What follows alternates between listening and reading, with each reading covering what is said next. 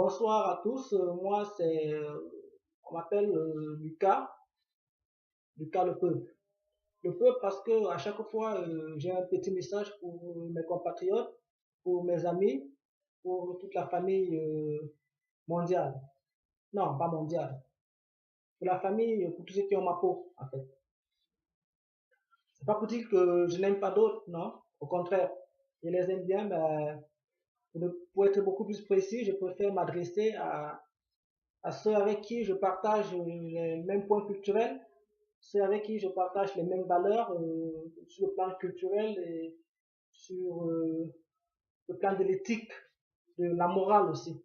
Parce que chaque peuple a une identité qui lui est propre avec et elle la partage avec les personnes qui lui sont propres et qui lui sont chères. Donc vous êtes le peuple cher que moi j'ai. Je suis fier d'avoir tous ces frères que vous êtes. Donc aujourd'hui, je vais prendre quelques minutes de votre temps pour vous parler d'une situation qui est très précieuse à mes yeux et qui, à mon avis, doit requérir votre attention. Donc tout d'abord, essayons de voir tout à petit comment est-ce que les décisions sont prises dans le monde. Ça, c'est une question qui me préoccupe particulièrement parce qu'à chaque fois, j'ai eu l'habitude de discuter avec quelques amis africains et puis, du coup, ils trouvent que il y a des points qu'on ne devrait pas aborder, peut-être parce qu'on n'est pas assez clair, on n'est pas assez prêt pour en discuter.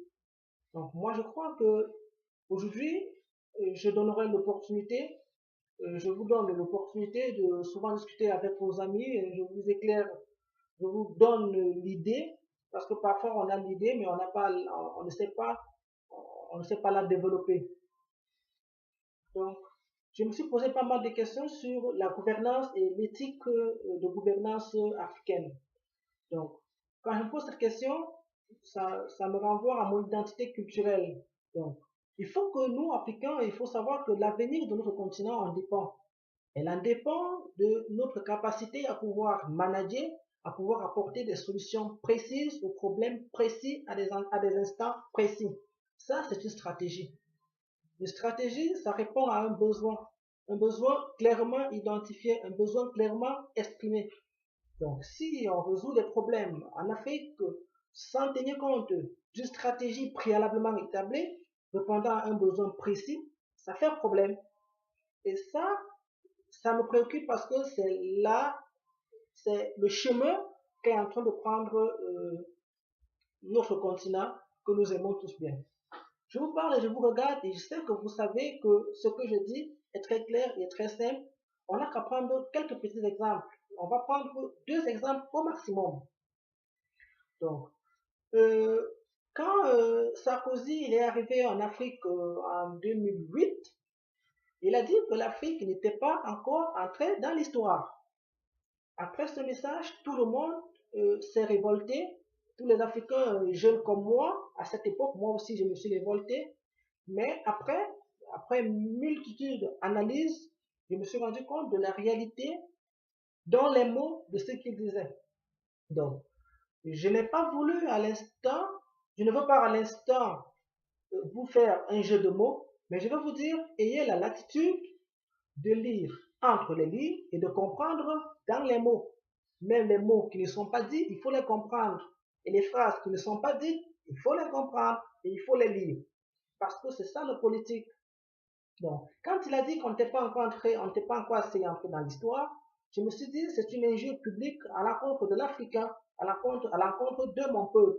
Mais en fait, il avait raison, c'est que l'Africain n'est pas encore assez entré dans l'histoire. Pourquoi est-ce qu'on n'est pas entré assez, on n'est pas, pourquoi est-ce qu'on n'est pas encore entré assez dans l'histoire selon moi? Simplement parce que nous traînons nos pas à suivre les choses qui ont été planifiées par d'autres. Quand vous suivez les choses qui ont été planifiées par d'autres, ça veut dire que ces autres, ils sont entrés dans l'histoire et nous, on suit l'histoire. Donc, on est entré dans l'histoire derrière des autres. Donc, nous, Africains, on doit pouvoir être capable de dire, voilà, nous avons nos propres acquis. Donc, avoir ses propres acquis, c'est pouvoir créer des choses qui nous sont propres, qui nous sont personnelles, Quand je parle de créer les choses, excusez-moi, je ne dis pas que les frères africains ne créent pas des technologies. Il faut faire très attention. Donc, vous créez sûrement des technologies, mais est-ce que ces technologies, elles sont l'identité personnelle et l'innovation personnelle des Africains? C'est ça la question qu'il faut se poser. Ou encore, est-ce que les technologies que vous créez, est-ce qu'elles rentrent dans les objectifs précis de développement de l'Afrique? Parce que si vous créez des technologies et que ces technologies entrent dans les chemins et les schémas destinés, entrepris, managés par les Occidentaux ou bien par autres personnes dans le monde autres qu'Africains, alors rassurez-vous, ces technologies elles entrent dans l'histoire sous le nom du pays pour lequel vous avez travaillé. Donc, mon compte Facebook que j'ai créé, il s'intitule Pour ou contre le trafic d'intellectuels en Afrique par les Occidentaux. Oui, cette question, au départ, elle me semblait banale, mais au fur du temps, j'ai compris qu'elle avait sa place. C'est que le fait que l'Africain soit entré dans l'histoire derrière l'Occident, derrière l'Occident, pour être beaucoup plus précis, et je n'ai rien contre l'Occident, donc fait en sorte que nous marchons derrière l'Occident ou alors derrière l'Amérique pour certains pays ou derrière l'Asie ou pour d'autres pays. Non, nous devons être capables d'avoir un schéma qui nous est propre. Un schéma qui est propre, ça répond au principe de gouvernance d'un pays, au principe de management d'un pays, au principe culturel d'un pays. Donc, quand on parle de gouvernance, quand on parle de management, tout ça, ça entre dans la culture d'un pays parce que c'est à partir de la culture que nous serons capables de dire quelle est notre propre identité. Oui, quelle est notre propre identité? Est-ce que l'Afrique a besoin aujourd'hui d'un métro qui roule à 700 km à l'heure ou elle a besoin d'une voiture qui peut se déplacer d'un village à un autre? Et est-ce que le métro qu'on a besoin aujourd'hui, qui doit rouler à une vitesse de 700 km, est-ce qu'elle peut attendre 50 ans? Est-ce qu'elle peut attendre 20 ans? Ou alors est-ce que nous avons besoin de ça aujourd'hui? Est-ce qu'il y a des priorités que nous devons faire prévaloir? Ou alors nous devons simplement fermer les yeux et copier ce qui vient de l'Occident? Ou alors des autres nations qui sont des exemples?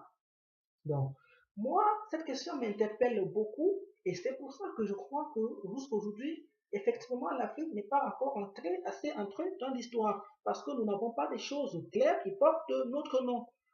Si vous dites que je mens, je vais attaquer le deuxième point qui va clairement montrer que nous sommes incapables, même pour des choses basiques, de mettre notre nom et de signer en bas. Donc, la deuxième chose que je vais prendre comme exemple, c'est la politique et elle a un lien direct avec le premier exemple que j'ai pris, c'est qu'on n'est pas encore entré assez dans l'histoire. Donc, pourquoi est-ce que notre politique me fait comprendre qu'on n'est pas encore entré assez dans l'histoire? C'est parce que les politiques prises en compte par les pays africains répondent encore aux gouvernances qui existaient en Europe ou alors qui existent en Europe jusqu'à aujourd'hui sous un air colonial. Colonial parce que les choses ont évolué entre-temps en Occident, entre-temps en Amérique ou en Angleterre ou partout ailleurs, mais chez nous en Afrique, on reste tiraillé, on reste cloué sur les mêmes hypothèses, sur les mêmes principes de base.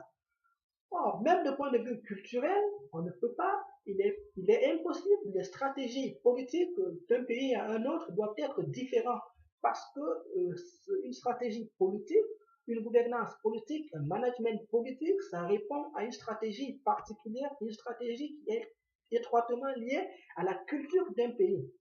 Donc, là, il faut vraiment faire attention à ce niveau parce que du moment où votre système politique ou votre système économique, il ne répond pas favorablement à votre système culturel, vous avez un problème parce que vous essayez de forcer, entre guillemets, quelque chose qui a réussi ailleurs avec une culture ailleurs, vous essayez de la forcer chez vous avec une culture différente. Ça, c'est ce qu'on appelle la géostratégie politique.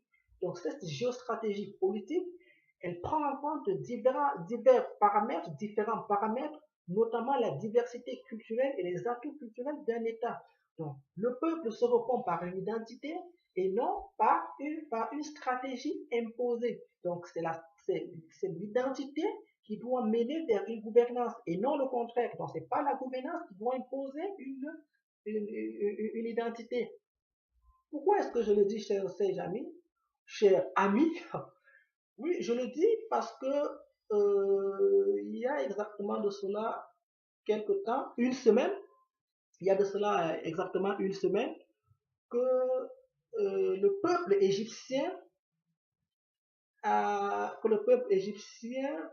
réclame, a commencé à réclamer le départ du président Morsi, chose qui a été déclarée hier aux alentours de 17 h, heure Égypte.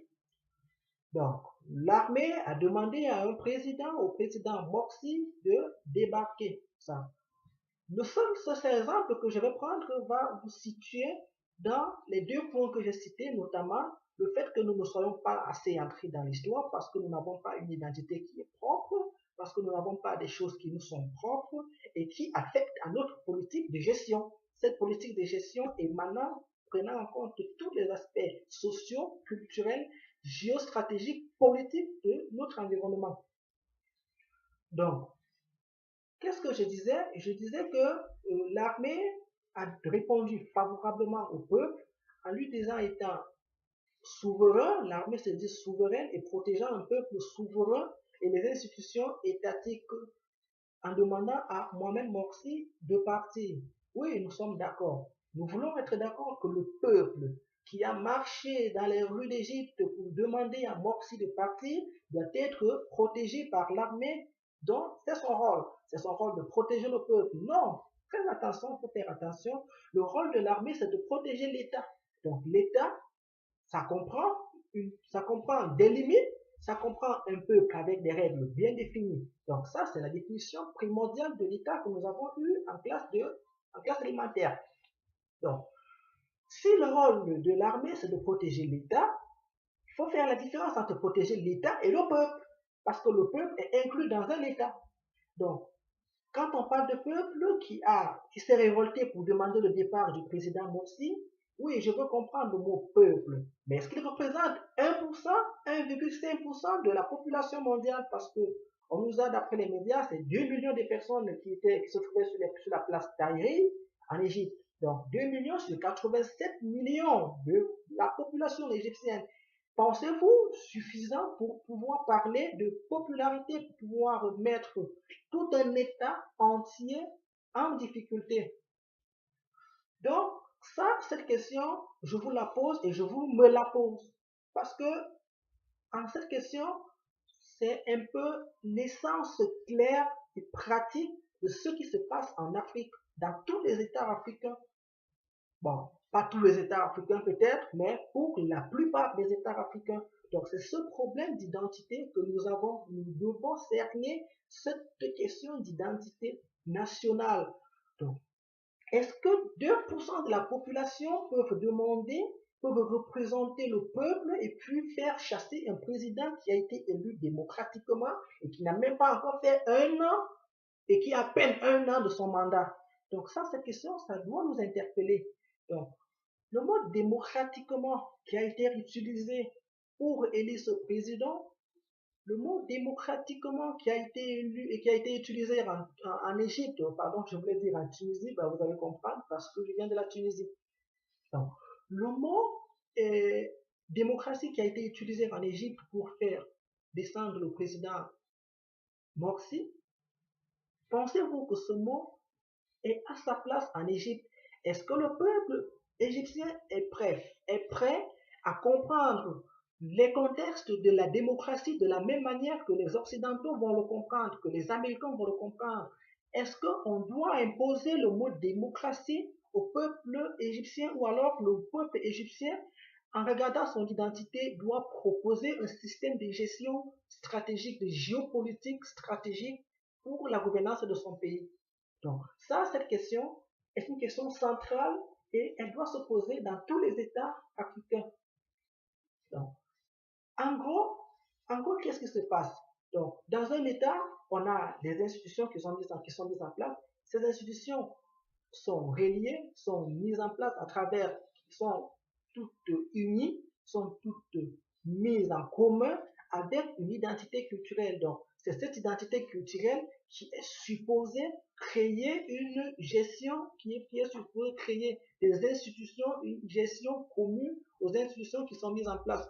Donc, si aujourd'hui, il faut, il faut faire voyager un système de démocratie qui a été expérimenté dans les années, je ne sais pas où, et dans je ne sais pas quoi, dans d'autres États, s'il faut aujourd'hui l'expérimenter dans des pays africains qui ont des identités culturelles propres et différentes, totalement différentes des autres identités, parce que moi, africain, je me sais culturellement différent des autres, que ce soit des Occidentaux, que ce soit des Américains, que ce soit des Chinois. J'ai cette différence culturelle, mais qui ne me fait pas faillir devant que.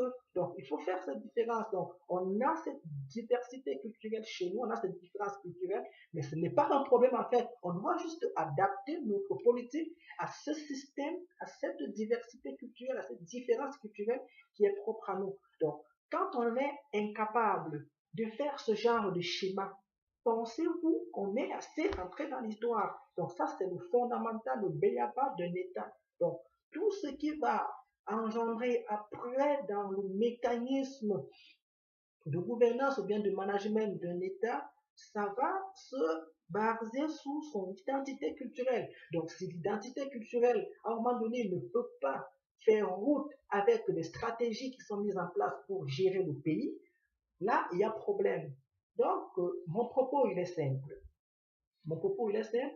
Pour l'Afrique, je demande que l'Afrique reconnaisse d'abord son identité culturelle, qu'elle valorise son identité culturelle et qu'à travers son identité culturelle, qu'elle se fonde des principes de gouvernance qui prennent en compte tous les acquis culturels de l'État. Donc, on n'est pas obligé de s'adopter, de copier ou bien d'avaler des mots et des phrases qui viennent de l'Occident. Si on veut le faire, il faut comprendre entre les lignes et comprendre dans les mots. C'est ça que j'ai dit au départ. Donc, lire entre les lignes et comprendre dans les mots. C'est aussi simple que ça. Si vous voulez le faire, vous pouvez dire démocratie. Bon, dans la démocratie, qu'est-ce qui est prenable et qu'est-ce qui n'est pas prenable? Parce que selon moi, les jeux sont vraiment bien définis. On ne peut pas élire un président démocratiquement en 52% de voix et puis un bon matin, après un an, on dit qu'on n'est pas satisfait de son travail, il faut qu'il parte. Posez-vous cette petite question. Si le président Morsi, après avoir vu cette foule, s'était mis à la radio et puis dire à son peuple, vous qui m'avez voté à 52%, sortez dans les rues d'Égypte, venez me soutenir, notre pays est en danger. Mais où en serons-nous aujourd'hui? S'il l'avait fait, ce monsieur, où en serons-nous? On serait dans des bains de sang, on serait dans tout ce qui s'est passé aujourd'hui dans d'autres États africains, je ne vais pas citer les noms. Oui, on serait dans ces conditions. Donc, c'est une question que j'interpelle vous tous. Vous devez comprendre ces principes de base. Nous, Africains, on doit pouvoir se définir par rapport à une identité. Tout ce que moi je fais, je l'ai défini par rapport à une identité. Même quand je marche, mais pas ma parole, ma façon de parler se définit par rapport à une identité. Et puis on va aller plus loin. La langue que nous parlons aujourd'hui, je m'adresse à vous en français, mais c'est un problème. Je devrais pouvoir m'adresser à une langue qui nous est commune pour qu'on essaye de tisser des liens communs. Donc, c'est vrai, je veux comprendre la mondialisation des techniques, la mondialisation des institutions, je veux comprendre tout ça. Je ne suis pas nouveau dans ce, je ne perçois pas mal ces expressions, mais cette mondialisation, elle doit se faire dans une atmosphère culturelle qui est propre à un groupe. Donc, il ne faut pas confondre mondialisation et partage de culture. Donc, c'est vraiment chose différente. Les technologies, on peut les apprendre, où que tu sois en Afrique ou n'importe où, tu apprends la même technologie et puis tu l'appliques par rapport à ce que ton besoin culturel te demande. Donc, un pays comme la Libye qui est situé dans le désert, automatiquement doit orienter sa technologie pour pouvoir accréditer son pays, ses habitants en eau, en végétation. Donc, toute la technologie doit tourner autour de ce phénomène parce que si, à un moment donné, l'environnement va prendre le dessus sur la population, ça fait un problème. Donc, il faut comprendre ces phénomènes, il faut comprendre ces principes culturels. Donc, c'est à ces petits points que je voulais discuter avec vous aujourd'hui, ce matin. Donc, j'espère que vous avez bien compris et qu'on sera capable pour la prochaine fois de toucher d'autres points beaucoup plus sensibles, c'est-à-dire entrer même dans la gestion comportementale. Donc, parce qu'après l'identité culturelle, il faut définir le comportement de l'être. Il faut que même dans tes gestes, regardez, moi je suis aujourd'hui habillé en rouge, et puis si vous demandez à tous mes amis, je suis toujours habillé en couleur de l'Afrique. Ça, c'est mon identité culturelle. Bon, ça ne veut pas dire que je vous demande de le faire, non, mais pour moi, c'est un choix. Je veux représenter mon pays partout. Ça, le rouge, c'est le sang que mes aïeux ont versé pour défendre mes États. Mais quand je parle de mes États, c'est parce qu'ils me considèrent africain. Donc, ça, il faut qu'à un moment donné, que nous puissions nous poser la question de savoir où nous sommes. Est-ce que nous allons est-ce que nous marchons en fonction des pas, est-ce que nous marchons en fonction des pas que nos aïeux nous ont enseignés? Si on ne fait pas cette route, il faut se poser la question, il faut repousser chemin pour pouvoir prendre un bon relais et pouvoir entrer enfin dans l'histoire comme, entre guillemets, Sarkozy l'a dit. Merci, chers amis.